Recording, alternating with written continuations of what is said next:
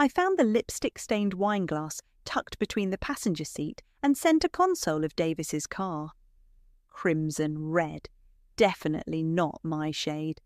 I'm more of a nude pink kind of girl, which he knows because he's bought me enough makeup over our 2 years together to stock a small Sephora. My name is Saj, and 3 weeks ago I thought I was living a fairy tale. Now I'm standing in our driveway at 7 a.m. holding physical proof that my fiancé is either kissing someone else or has taken up cross-dressing. Given his mother Nora's constant hints about his one true love, Rebecca, I'm betting on the former. "You're being paranoid," Davis said last night when I mentioned how distant he'd been lately. He kissed my forehead in that patronising way men do when they think you're being hysterical. "Work's just crazy right now. The Miller account is killing me." I placed the wine glass in a plastic bag and texted my best friend Emma. "Found something. Come over." She replied instantly, "Be there in 20, bringing coffee and my 'I told you so' face." When Emma arrived, she examined the glass like a CSI tech. Well, looks like Mother Dearest's precious Rebecca is making her predicted comeback. "We don't know it's Rebecca," I said, but my stomach churned because deep down I did know. "Please," Emma scoffed. "Nora's been dropping hints bigger than her ego. Remember what she said at dinner last week?" I did. We'd been discussing wedding venues when Nora smiled that razor-sharp smile of hers and said, "Sometimes the perfect match isn't the first choice, but the one that was meant to return." Davis had nearly choked on his wine. My phone buzzed, speaking of the devil. "Darling, I've been thinking about the engagement party," Nora's text read. "Rebecca knows this amazing party planner. She's offered to help coordinate." Emma read over my shoulder and snorted. The audacity of this woman. You literally plan events for a living. "It's fine," I said, typing back a polite thank you, but no thank you. "I'm handling it." "It's not fine," Emma insisted. None of this is fine. First the mysterious late nights, then the weird texts. Now this glass. "Trust your gut, Saj." I sighed, remembering the first time I caught Davis cheating, barely 6 months into our relationship. He'd sworn it was a one-time mistake, cried real tears, promised it would never happen again. I'd believed him because I wanted to, because he seemed so genuine, because love makes you stupid sometimes. My phone buzzed again. "Davis." "Dinner tonight. Mum wants to discuss engagement party details." "Tell him you're busy," Emma said. "No," I replied, something cold and clear crystallizing in my chest. "I think I'll go. In fact, I think I'll be the most supportive, understanding fiancé ever." Emma's eyes narrowed. "What are you planning?" "Nothing yet," I said, but I was already thinking about the venue's AV system, about the security cameras in the hotel lobby where Davis had been spending his late nights at the office, about how karma sometimes needs a little push. But you know what they say about keeping your friends close. "And your enemies closer," Emma finished, a slow smile spreading across her face. "I'm in. Whatever you're thinking, I'm in." That evening, I sat across from Davis and Nora at some overpriced restaurant, watching them exchange glances when they thought I wasn't looking. Nora was in rare form, dropping hints like bombs. "Remember that beautiful New Year's party when Rebecca wore that red dress?" She sighed nostalgically. "Some things just can't be replaced." Davis shifted uncomfortably. "Mum, please." I smiled, took a sip of wine, and thought about the lipstick-stained glass in my possession. "You're right, Nora. Some things can't be replaced. They can only be exposed." She looked at me sharply, but I kept my face innocent, interested, engaged, the perfect future daughter-in-law. Davis relaxed visibly, probably thinking he'd dodged a bullet. Poor Davis. He never was very good at reading between the lines. Later that night, as I lay in bed beside him, listening to his steady breathing, I made a decision. I wouldn't scream or cry or throw things when the truth came out. I wouldn't give them the satisfaction of seeing me break. No, I would do something much worse. I would wait. And when the moment was right, when they felt most secure in their little web of lies, I would give them exactly what they deserved, a show they'd never forget. My phone lit up with a text from Emma. "You okay?" I typed back. "I will be. Start documenting everything. We're going to need proof." Then I turned off my phone, closed my eyes, and dreamed of Karma wearing crimson-red lipstick. "He's been in there for 45 minutes, Emma whispered from the driver's seat of her Honda parked across from the Westbrook Hotel. We'd followed Davis after he'd texted me about another late client meeting. I adjusted my phone's camera zoom, focusing on the hotel's entrance. The client must be very demanding. "Sage," Emma's voice was gentle, "are you sure you want to see this?" Before I could answer, they appeared. Davis and Rebecca emerged from the revolving doors, his hand on the small of her back, just like he used to do with me. Rebecca was fixing her lipstick, crimson red. Click, click, click. "Got it," I said, my voice steady despite the earthquake in my chest. "Let's go." Emma started the car but hesitated. "We could just post these right now. End it all tonight." I shook my head. "That's not enough.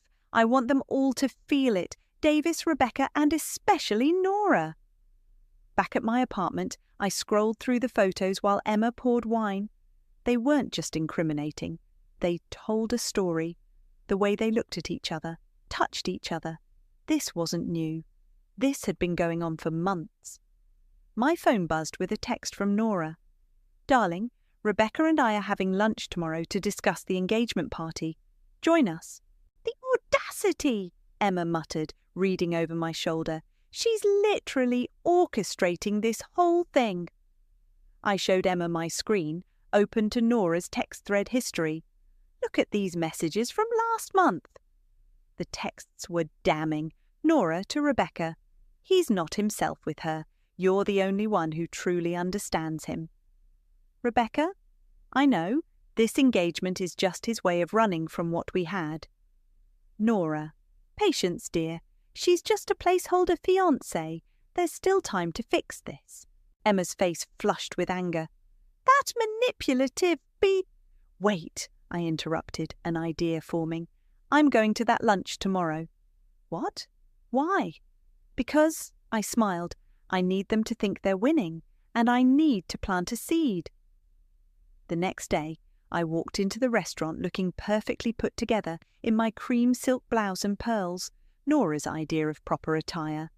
They were already seated, heads close together, whispering like conspirators.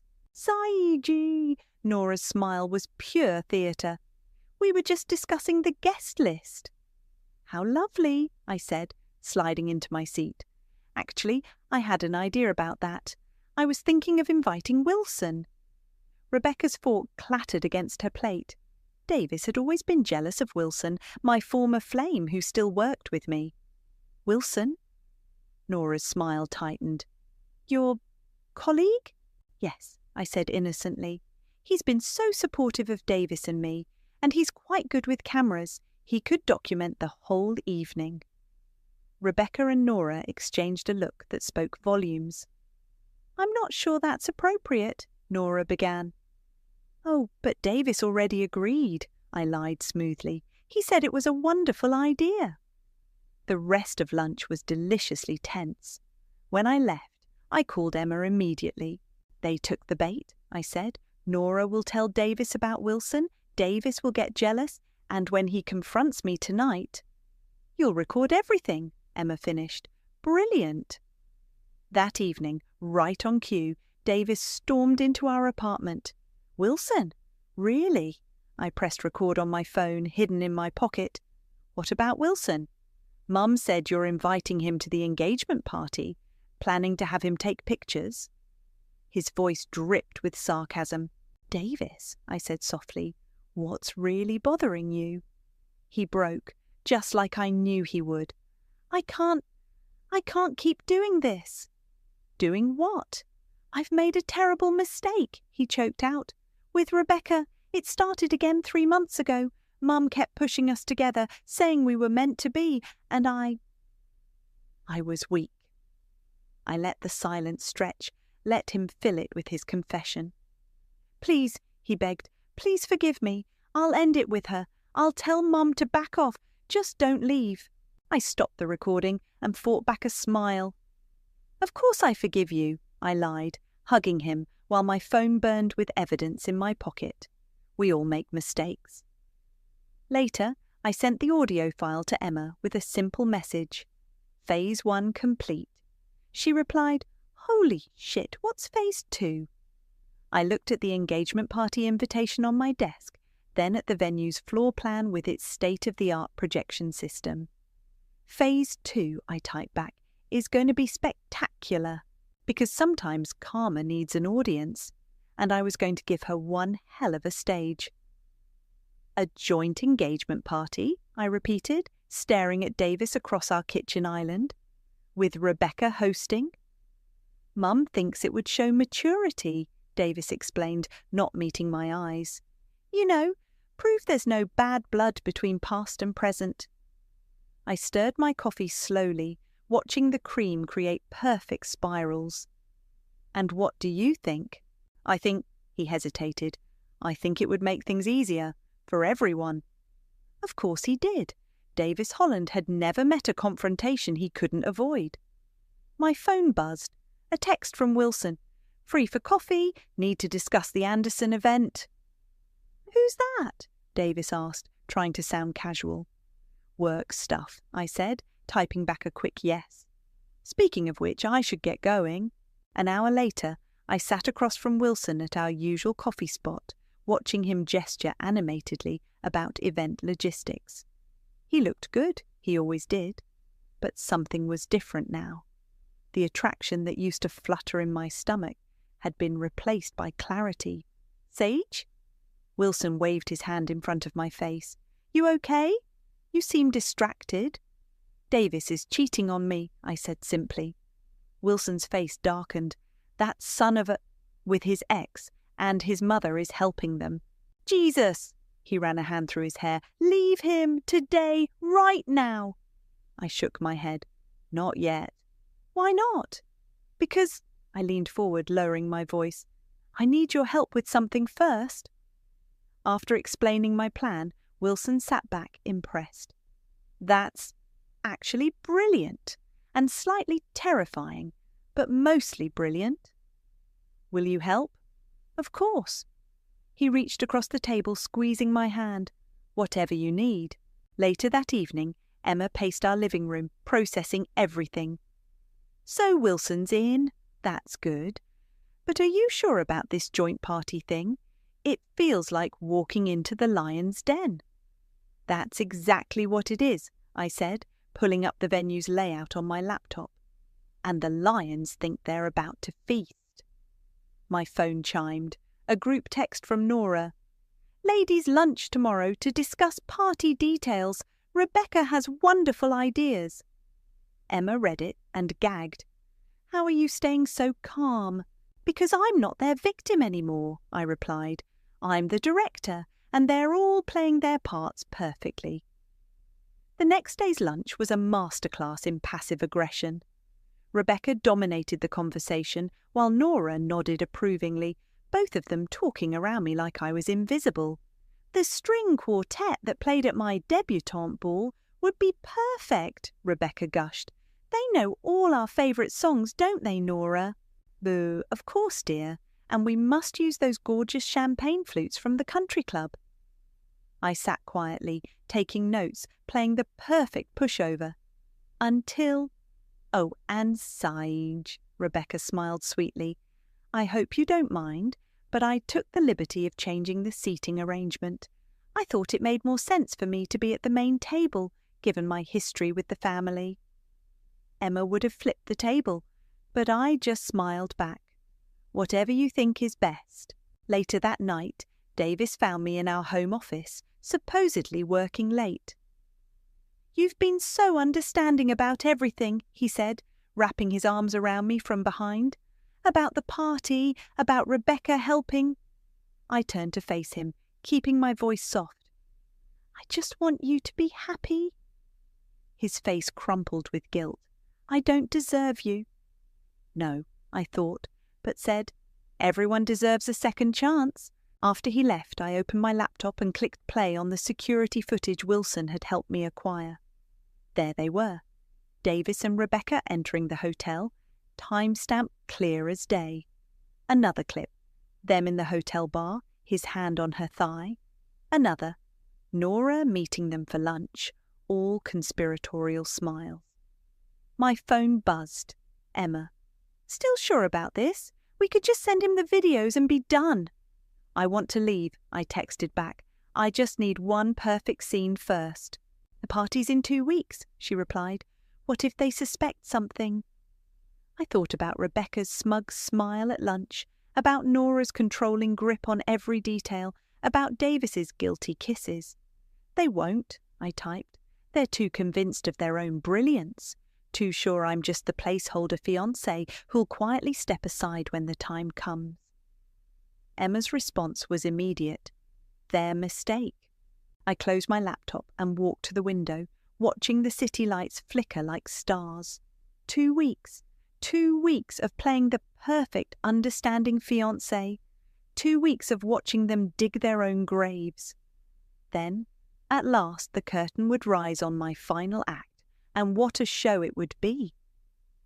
The screen needs to be at least 20 feet wide, I told the venue manager, pointing at the ballroom's main wall, and the sound system has to be perfect. For a slideshow? He looked sceptical. It's an engagement party, I smiled. Everything needs to be perfect. Wilson, standing beside me, suppressed a smirk. He knew exactly what kind of slideshow I had planned. Speaking of perfect, he muttered as we left the venue, incoming at 2:00. Nora and Rebecca were striding toward us, designer handbags swinging in sync. Of course they'd show up during my venue walkthrough. Nothing could be left to the actual event planner. Sagey, darling, Nora's voice dripped honey. And, Wilson, is it? How unexpected? Just helping with the technical setup, Wilson said smoothly. Sagey mentioned you wanted everything to be absolutely flawless. Rebecca's eyes narrowed. That's so thoughtful, though I'm sure we could have handled it. Oh, I insist, I said. Wilson's the best at what he does. He never misses a detail. The implications hung in the air like smoke. Nora's smile tightened. Well, she said, since we're all here, we should discuss the schedule. Rebecca had some wonderful suggestions about the speeches. Of course she does, I murmured, checking my phone. A text from Emma. Package received. Everything we need. Sorry, I looked up. You were saying? Later that evening, during yet another planning dinner at Nora's house, I watched Rebecca position herself next to Davis at every opportunity. Their fingers brushed while passing the salt. Their eyes met over wine glasses. They thought they were being subtle. Remember to get shots of the head table during speeches, I texted Wilson under the table. Already planned, he replied. Camera 2 will be focused there exclusively. Sagey? Nora's voice cut through my thoughts. We were discussing the music selection. Rebecca thinks... Actually, I interrupted softly, I was hoping to contribute something special. A surprise for Davis. Davis looked up, guilt flashing across his face. You don't have to, but I want to, I insisted. After all, this party is about celebrating our relationship. Rebecca choked slightly on her wine. The next day, Emma helped me sort through the evidence we'd gathered. Hotel footage, text messages, photos, all dated, all damning. This one's particularly nice, Emma said, holding up a screenshot of Nora's text to Rebecca. Nothing says, loving future mother-in-law, quite like planning your son's affair. Add it to the sequence, I said, right after Davis's confession video. You know, Emma hesitated, there's still time to just walk away, start fresh somewhere else. I thought about my father walking away when I was young, about how that clean break had left jagged edges that never quite healed. No, I said firmly, they don't get to write this ending. The week before the party, things intensified. Rebecca dropped by our apartment unexpectedly, claiming she needed to discuss party details. I watched her drift through our space, touching things that weren't hers, smiling like she already owned it all. "Oh, look at this!" She picked up a photo of Davis and me. "You both look so comfortable together." "We are," I said, noting how she lingered over Davis's face. "Very comfortable." That night, I overheard her on the phone with Nora in the garden. "Everything's going according to plan. He's finally coming home."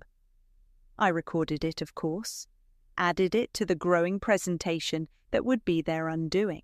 The day before the party, Davis tried to kiss me goodbye as he left for work. I turned my cheek. "Everything okay?" he asked, frowning. "Perfect," I said. "Just nervous about tomorrow. I want everything to be exactly right." He relaxed, bought the lie.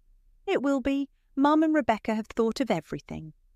"Yes," I agreed, thinking of the USB drive in my purse, of Wilson's carefully positioned cameras, of Emma's meticulously organised evidence.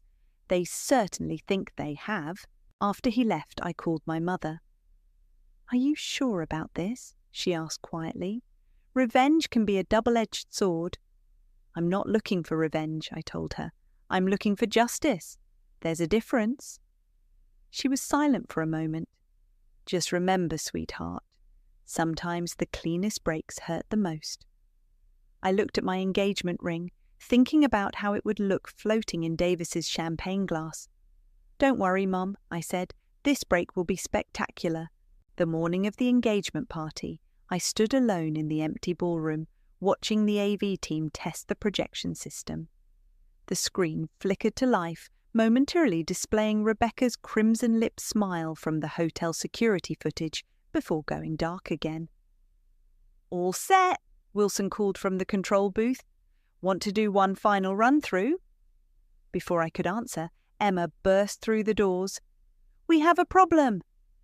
My stomach dropped. "What kind of problem?" "Your father's here." The world tilted slightly. I hadn't seen my father since I was 12, when he decided his new family was more important than his old one. "That's impossible," I said. "I didn't invite him."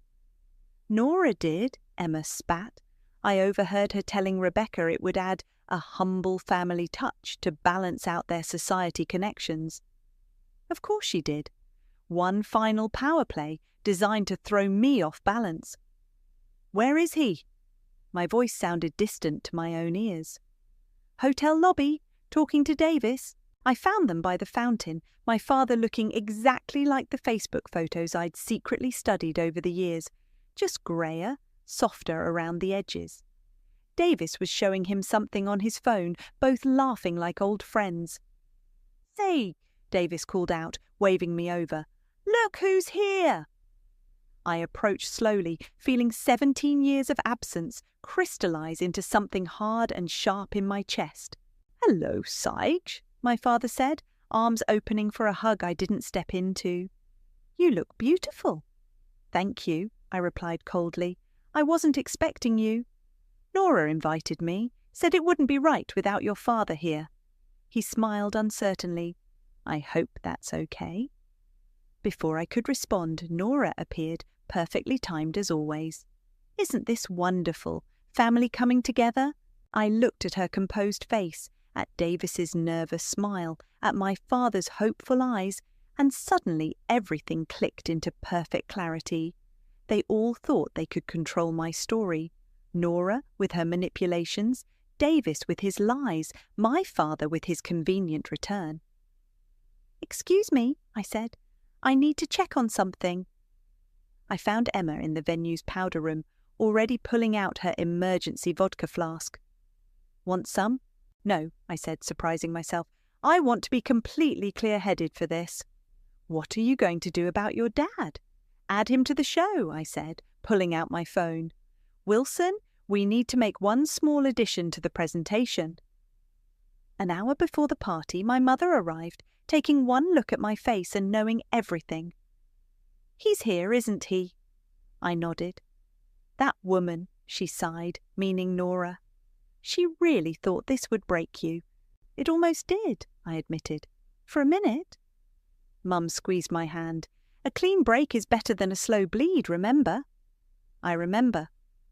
I looked at her, this woman who'd rebuilt herself after my father left, who'd never let anyone else write her story. "Will you stay? For what's coming?" "Front row," she promised. The guests began arriving at 6.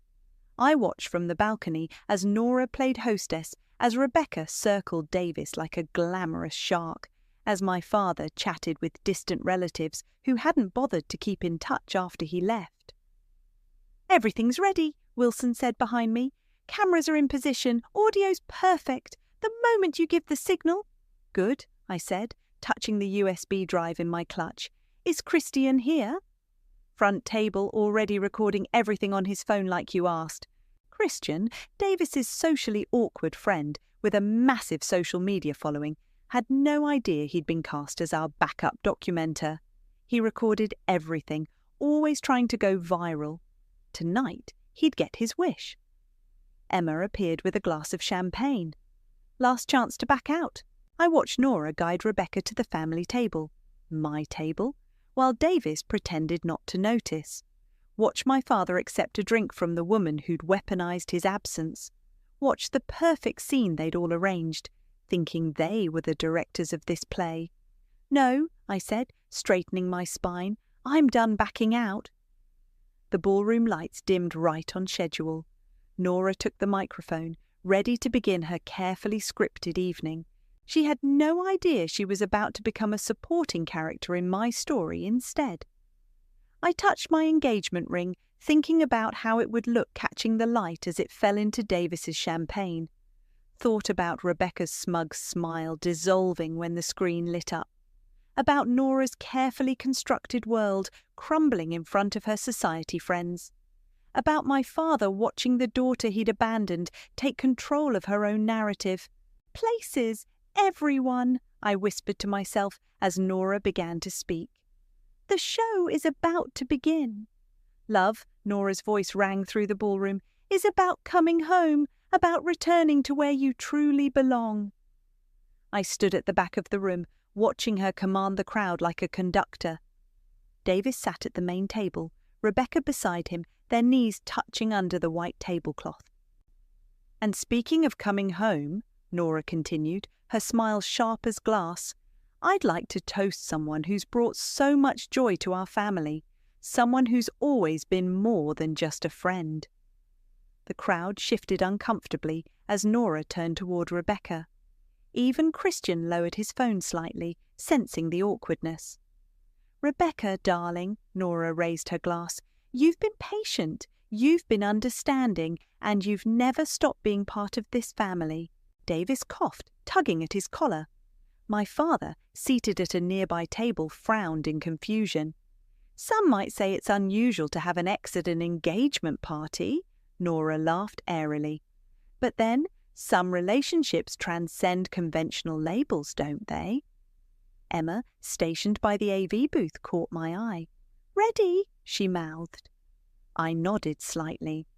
"And now," Nora gestured toward me with theatrical grace, "I believe our bride-to-be has prepared a special tribute of her own." "Yes," I said, moving toward the microphone. "I have." The room turned to face me. Davis smiled encouragingly, probably expecting some sappy declaration of love. Rebecca smirked into her champagne glass.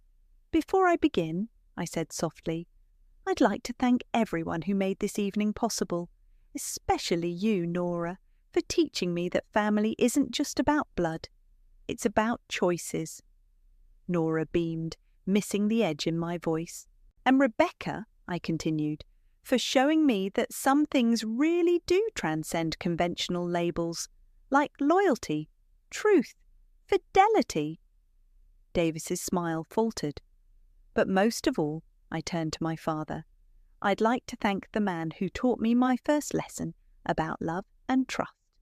Dad, When you left us 17 years ago, I learned that sometimes people aren't who they pretend to be." The room went silent. My father's face drained of colour. "Which brings me to my tribute," I smiled, signalling Wilson. "A little presentation about love, trust and coming home." The screen flickered to life. Davis's confession filled the room. "I've made a terrible mistake. With Rebecca. It started again 3 months ago." Gasps rippled through the crowd. Rebecca knocked over her champagne glass. Nora lunged for the microphone, but Emma had already locked down the audio controls. Hotel security footage played next. Davis and Rebecca entering, leaving, his hand always on the small of her back. Then Nora's text to Rebecca appeared. "She's just a placeholder fiancé." This is doctored," Nora sputtered, but her voice shook. The final clip, Rebecca in the garden just yesterday. "He's finally coming home." Christian's phone was streaming it all, his followers multiplying by the second.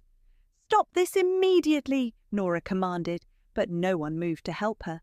I picked up my champagne glass. "You're right, Nora. Love is about coming home, but my home isn't with liars and cheats." Davis stood up, knocking his chair backward. "Sergei, please." "Oh, I almost forgot your engagement gift," I said, slipping off my ring. It made a satisfying plink as it fell into his champagne. Rebecca burst into tears, perfectly timed, perfectly fake. "This is all a misunderstanding." "It?" I turned to the crowd. "Because I have 17 more minutes of evidence if anyone's unclear." My father stood up. "Sergei, honey, don't," I cut him off. "You don't get to play concerned father now. You lost that role when you walked away." "That's enough," Nora's voice cracked like a whip. "You're making a scene." "No, Nora," I said calmly. "I'm just showing everyone exactly who you are, who you all are." The room erupted in whispers. Phone cameras flashed. Christian's live stream count hit 10,000. "Davis!" Rebecca wailed. "Tell them it's not true!" But Davis just stood there, champagne dripping from his fingers, my ring glinting at the bottom of his glass. I turned to leave, then paused. "Oh, and Rebecca, crimson red really isn't your colour." Emma fell into step beside me as I walked out, her arm linking through mine. Behind us, chaos erupted, Nora's carefully orchestrated evening dissolving into scandal and shock. "Wait," Davis called after me. "Where are you going?" I didn't turn around. Let him watch me walk away, just like my father had all those years ago. Let them all watch. Because sometimes the best revenge isn't just exposing the truth. It's walking away and letting that truth do all the work for you. The chaos behind us swelled like a wave as Emma and I reached the lobby. Phones were chiming everywhere. Christian's livestream had gone viral in real time. "Wait!" Davis's voice echoed through the marble hallway. "You can't just leave like this." I kept walking, but he caught up, grabbing my arm. "Let me explain." "Don't touch her!" Wilson appeared suddenly, his voice low and dangerous. He must have followed us out. Davis released me, running his hands through his hair frantically. "This isn't! You don't understand!" "I understand perfectly," I said, turning to face him.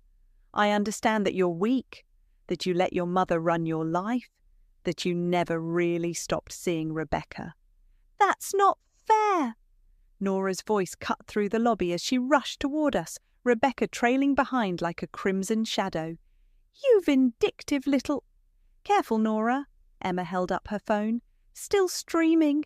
Hotel guests were gathering now, drawn by the drama. Phones recorded everything. Christian pushed through the crowd, narrating for his followers. "And now the confrontation is spilling into the lobby." "You planned this," Rebecca accused, mascara running down her cheeks. "You set us up."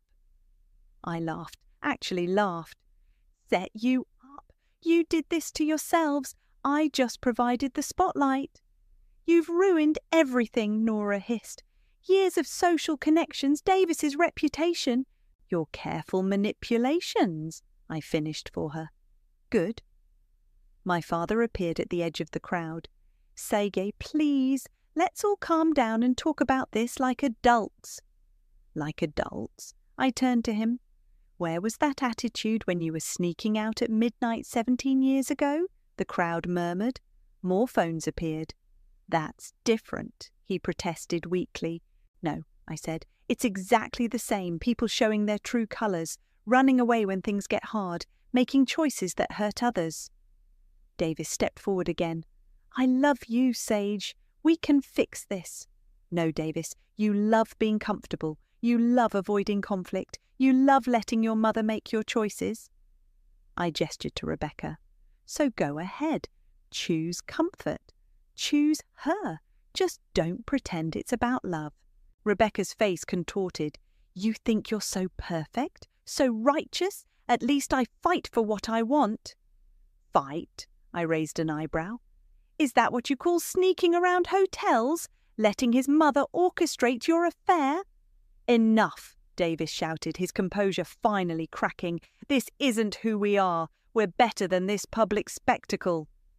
"No," I said quietly, "this is exactly who you are. You're just not used to people seeing it." Nora stepped forward, her society mask slipping completely. "You ungrateful little witch, after everything we've done for you." "Everything you've done to me," I corrected. "And now everyone knows. How does it feel, Nora, to lose control of the narrative?" The crowd had grown larger.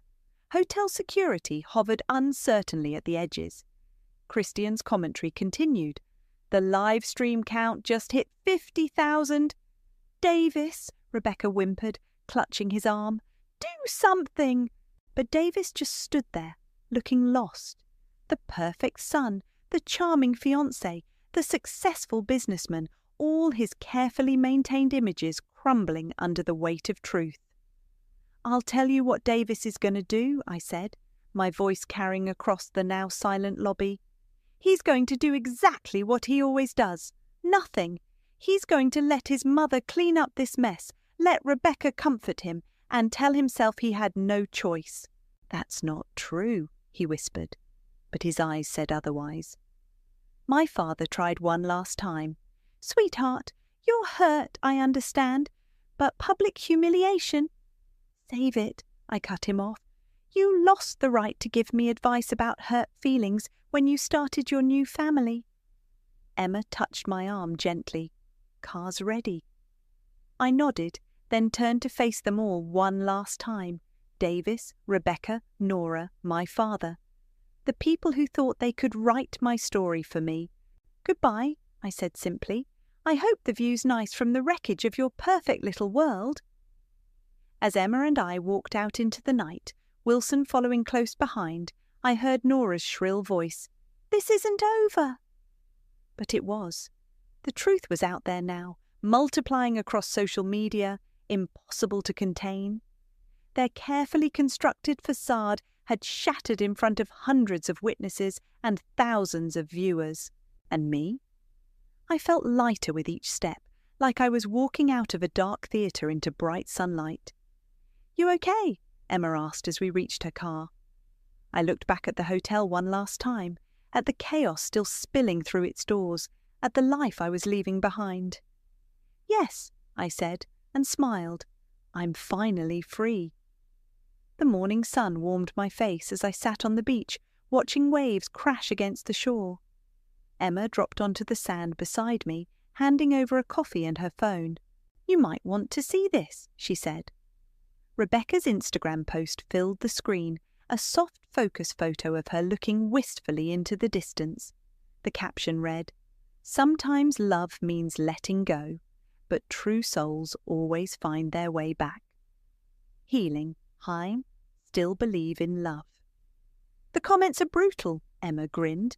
"Apparently, being exposed as a homewrecker isn't great for her influencer brand." My phone buzzed. "Wilson, Davis just got passed over for the Miller account. Clients saw the video. Nobody wants to work with him." "Karma doesn't need a timeline," I murmured, remembering my mother's words.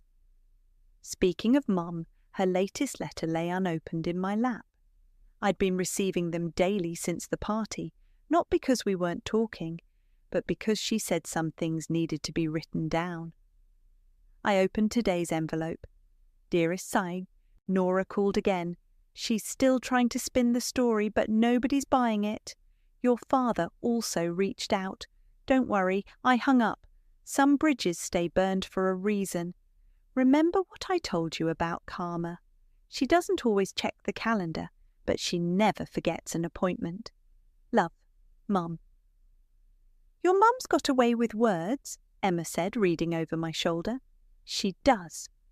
I folded the letter carefully. Did you see Christian's latest update? Emma pulled up the video.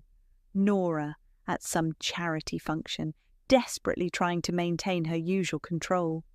But people were turning away, conversations stopping when she approached. The camera caught her sitting alone at a table meant for 10. I heard she's been dropped from 3 charity boards, Emma said. Apparently, helping your son cheat on his fiancé isn't very philanthropic. My phone buzzed again. An unknown number. Davis. Don't answer it, Emma warned. I put it on speaker instead. Sage, Davis's voice cracked. Please, everything's falling apart. Mum's a mess. Rebecca's threatening to write a tell-all. The firm is freezing me out. Sounds like consequences, I said. I need you, he pleaded. You were always the strong one, the one who knew what to do. No, Davis, I was just the one willing to face reality. You're on your own now. I hung up, blocking his number with a finality that felt like freedom. You know what's funny? I said to Emma. I thought revenge would feel hot, angry, but it just feels clean. Speaking of clean, Emma wiggled her eyebrows, Wilson's been asking about you. Wilson's been asking about work, I corrected. The Anderson event needs a new coordinator since I quit. Please, Emma scoffed. He's been asking about work every day since the party. That's not about spreadsheets. Before I could respond, another text came through, from my father. I know I have no right to reach out, but I'm proud of you. You did what I never could, stood up for yourself. If you ever want to talk. I deleted it without responding. Some chapters needed to stay closed. A notification popped up. Rebecca had tagged me in a post. Against my better judgment, I opened it. It was the engagement party video, but not the revenge part. Just a quiet moment before everything exploded when I was standing alone in the ballroom. The caption read, "You think you won, but look at your eyes, so cold, so calculated. Was it worth losing your humanity for revenge?" I started laughing. Emma looked concerned until I showed her. She really doesn't get it, does she? I said. This was never about winning, it was about truth. And karma, Emma added. And karma, I agreed, standing up and brushing sand from my legs. Ready for breakfast? Actually, Emma hesitated. Wilson's meeting us. He said something about a new job offer, senior event coordinator position, different city.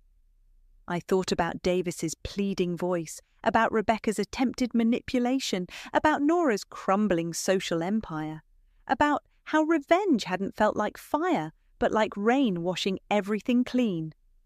You know what? I said. Breakfast sounds perfect. Because sometimes the best ending isn't about getting even. It's about getting free. Free to choose your own path, write your own story, start your own chapter. And if that chapter happened to include breakfast with a certain handsome event coordinator, well, karma works in mysterious ways. I took one last look at the ocean, at the endless horizon stretching before me, and smiled. The future was wide open, and this time I was the only one holding the pen.